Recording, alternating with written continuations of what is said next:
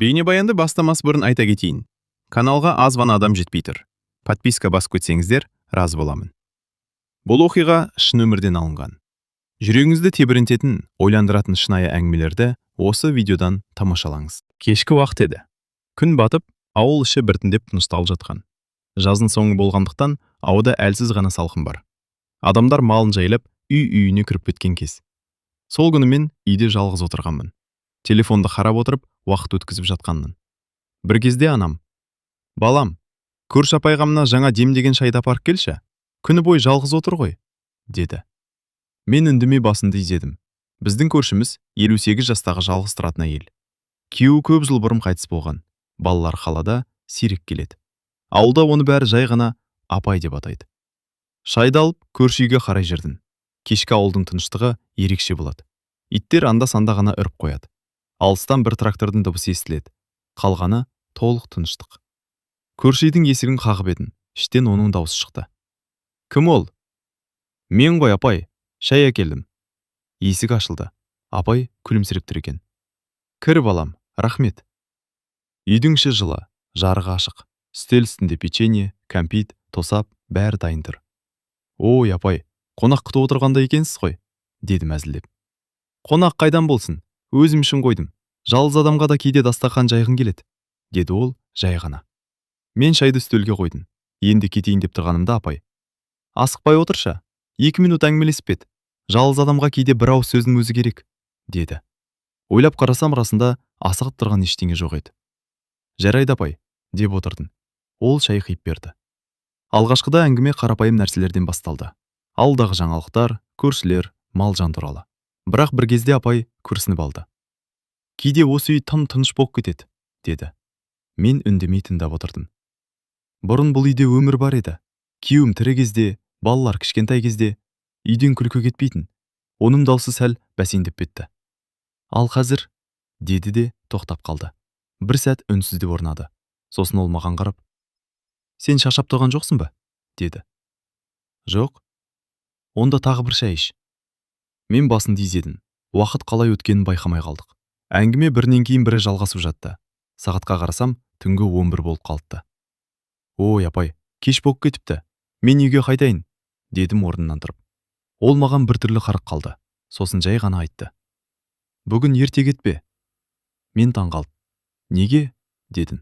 Ол терең дем алып: «Кейде адамға біреу керек болады, сөйлесетін, жай ғана қасында отыратын». Мен қайта отырдым.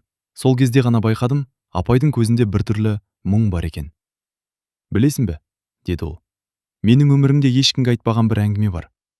Мен үнсіз тыңдап отырдым. Тіпті балаларым да білмейді. Үйдің ішінде тыныштық орнады. Тек қабырғадағы сағаттың тықылы ғана естіледі. Апай баяу сөйлей бастады. «Мен 58 жаста болсам да, адамдар ойлағандай өмір сүрген жоқпын».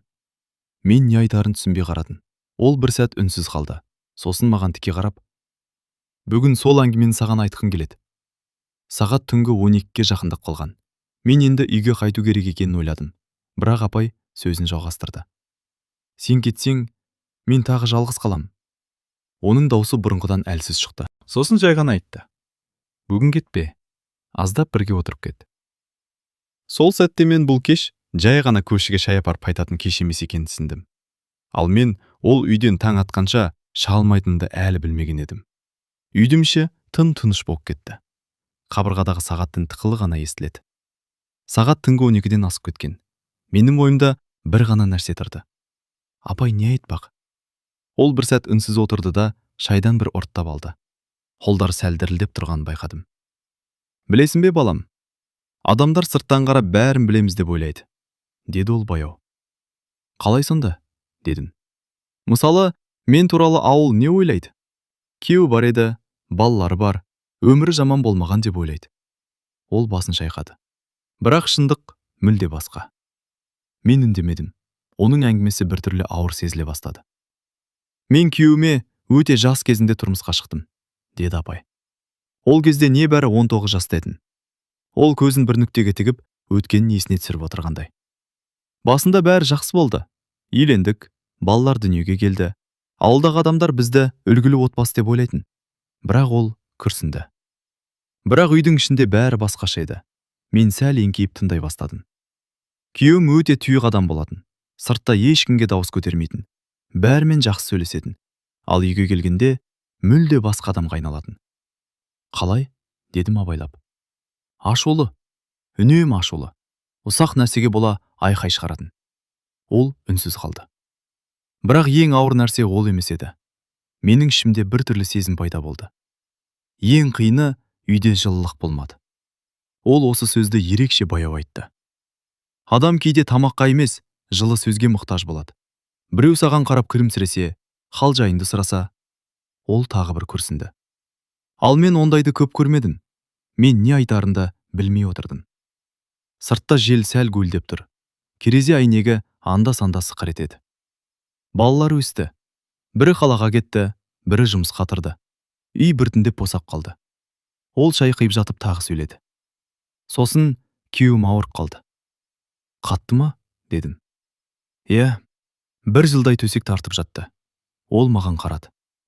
Сосын кезде мен оған күндіз-түні қарадым. Тамақ бердім, дәрі бердім. Бір ретте тастап кеткен жоқпын. Бірақ оның көзіне қарасам, бір өкініш бар сияқты. Ол қайтыс болғанда, ауыл адамдар маған қарап, бейшара, жесір қалды деді. Ол басын шайқады. Бірақ мен ішімнен басқа нәрсе сездім. Мен таңғалып, қандай? Дедім. Ол бір сәт ойланып тұрды. Босап қалғандай болдым. Бұл сөзді айтқанда өзі де таңғалғандай көрінді. Өйткені өмір бойы бір нәрсені күтіп жүріппін. Нені?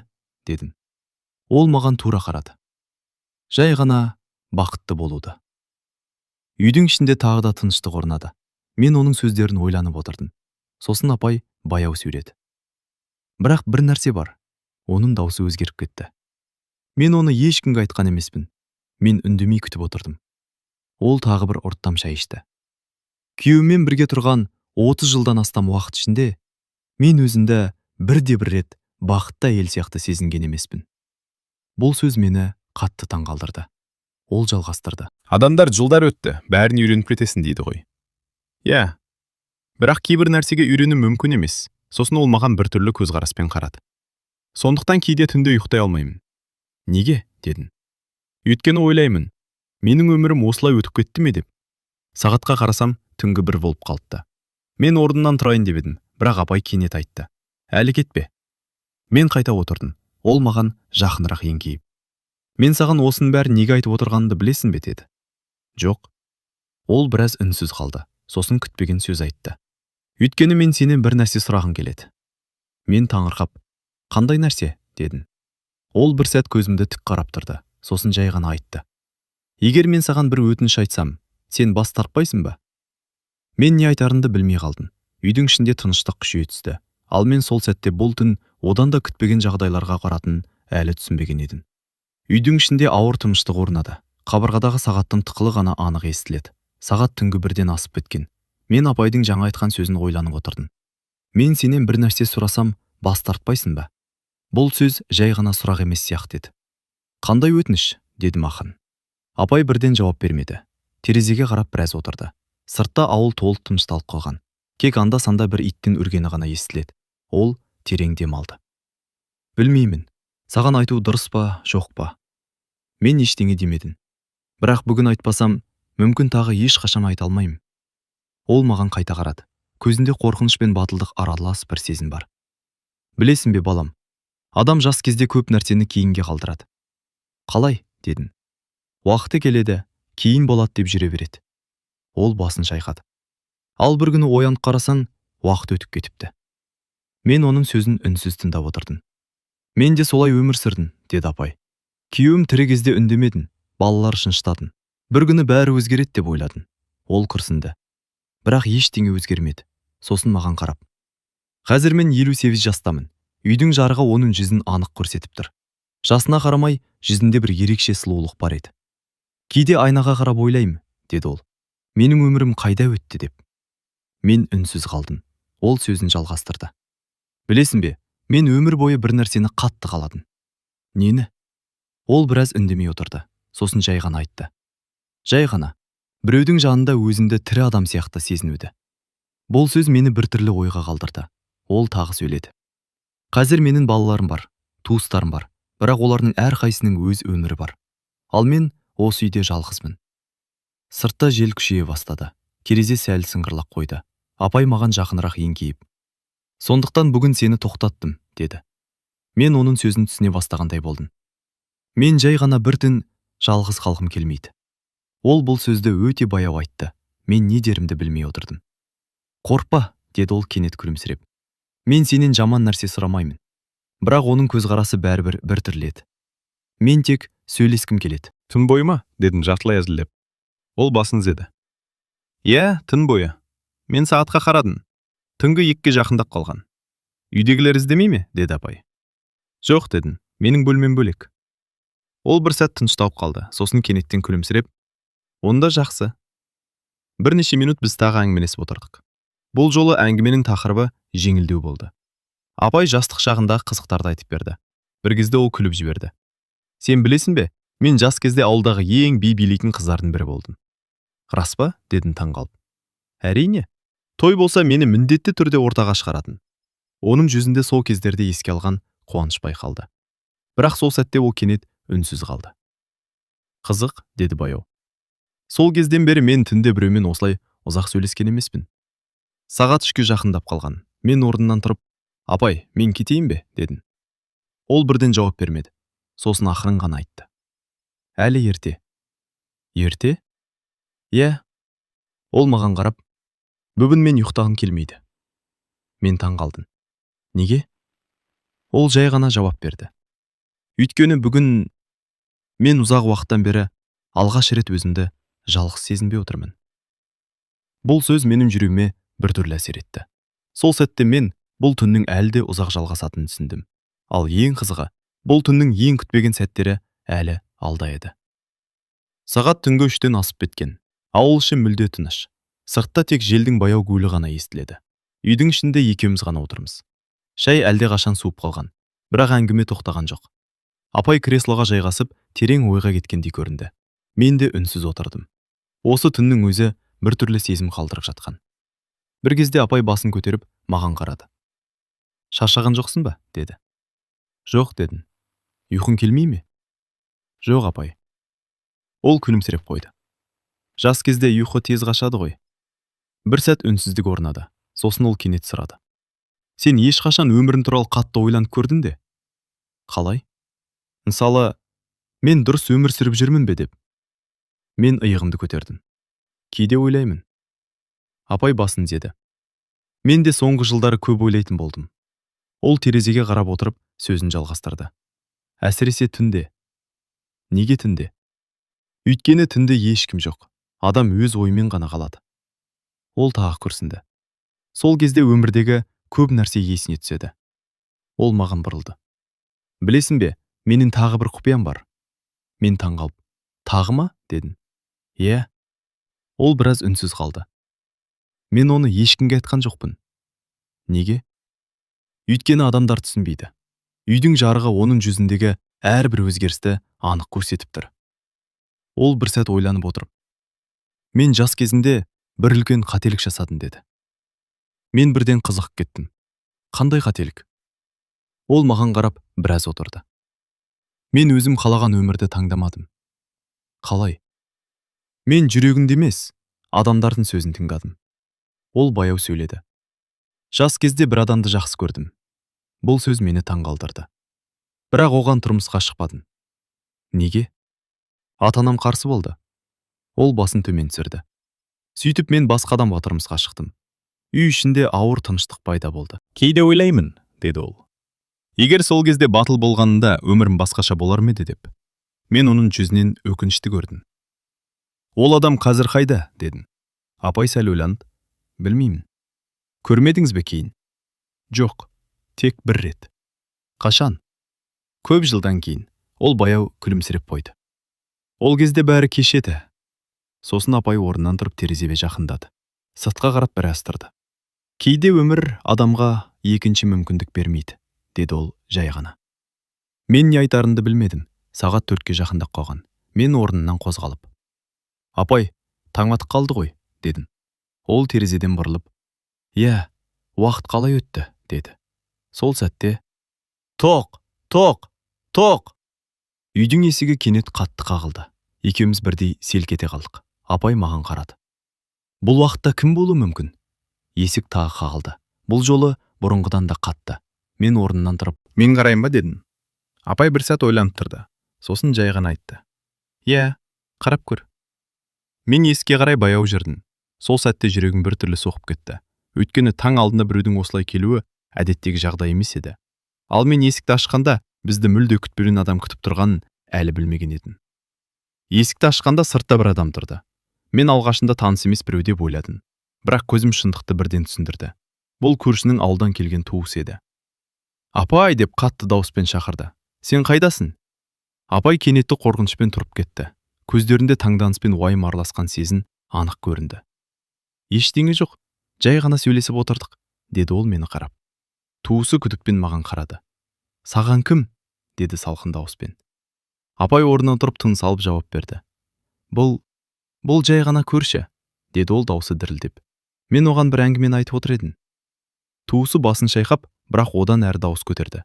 Осы уақытта, түн ортасында, не істеп отырсыңдар? Үйдің ішінде біртүрлі кернеу пайда болды. Мен үндемей отырдым. Тек жағдайды бақылап тұрдым. Апай менің алдыма шықты. Сақ бол балам. Мұны түсіндірмесек, ауыл адамдары дұрыс түсінбейді, деді. Сол сәтте туысы кенеттен есік жаққа қарап, бұл туралы ертең бәрі біледі, деп бір ауыз сөз айтты да, қайтадан ауылға қарай кетуге ыңғайланды. Апай кенеттен үндемей қалды. Оны біртүрлі сезім биледі. Қорқыныш, уайым, өкініш бәрі араласқан. Мен оған қарап, апай, бәрі жақсы болады дедім. Ол жай ғана басын изеді, бірақ оның көзінен жас жарқ етті. Сол сәтте мен түсіндім. Бұл түн жалғыздықтан, тосқауылдардан арылуға арналған ерекше сәт. Бірақ ол әлі аяқталған жоқ. Түннің салқын ауасы бөлмеге еніп, терезеден жеңіл жел есіп тұрды. Апай креслоға қайта отырып, басын алақанмен ұстап отырды. Бүгінгі түн мен үшін ұмытылмас болады, деді ол біршама әлсіз даусымен. Ал мен бұл түннің таңға дейін созылатынын және одан да күтпеген оқиғалар болатынын әлі білмедім. Түннің соңғы сағаттары еді. Жел сыртта әлі де естіліп тұр, бірақ ол бұрынғыдан әлдеқайда бәсең. Біз екеуміз апаймен әлі отырмыз. Көршінің туысының кетуі жағдайды біршама тыныштандырды, бірақ бөлмедегі кернеу әлі сақталды. Апай орнынан тұрды да терезеге жақындап сыртқа қарады. Қызғылт сары таң сәулесі ауылдағы үйлердің үстін жауып үлгерген. Ол терең дем алып маған қарады. Қарашы, таң атты. Мен үшін жаңа күн басталды. Мен оның жанында отырып, түні бойға әңгімені ойладым. Шындығында бұл тек әңгіме емес, ол өз өміріндегі ұмытылмас түнін бөліскен уақыт болды. Сен білесің бе? Деді апай. Кейде адам біреуге өз сырын айтып, жай ғана сөйлесіп отыру арқылы бақытты бола алады. Мен басымды изедім. Сол сәтте түсіндім. Бұл түн біздің екеуміз ішінде бір түрлі әрі маңызды тәжірибе болды. Апай орнынан тұрып, менің қолымды ақырын қойды. Бүгінгі түнді ешқашан ұмытпаймын, деді ол. Мен оған күлімсіредім. Сыртта күн толық шықты. Ауыл үйлі-бүйлі, малдар жайылып, тыныштық қайта орнады. Бірақ біздің ішкі тыныштық біз үшін ғана ерекше еді. Енді сен кетесің бе? Деді апай. Енді даусы бұрынғыдан жылы. Иә, дедім. Бірақ бұл түн ешқашан ұмытылмайды. Ол мені ұзақ қарап, соңғы рет күлімсіреді. Солай болсын, деді. Келесі жолда тек әңгімелесуге ғана келесің деп үміттенемін. Мен орнымнан тұрдым, есікті жауып, сыртқа шықтым. Ауылда таңғы тыныштықпен бірге жаңа күн басталды. Ал мен жүрегімде бір ерекше сыр қалдырдым. 58 жастағы көшімнің сол түні мені таңға дейін ұйықтатпауы тек жай әңгіме емес, өмірдегі жалғыздық пен жылылықты сезінудің белгісі еді. Таң атқанда мен түсіндім. Кейде адамдарға ең үлкен сый қолдау мен қарапайым әңгіме.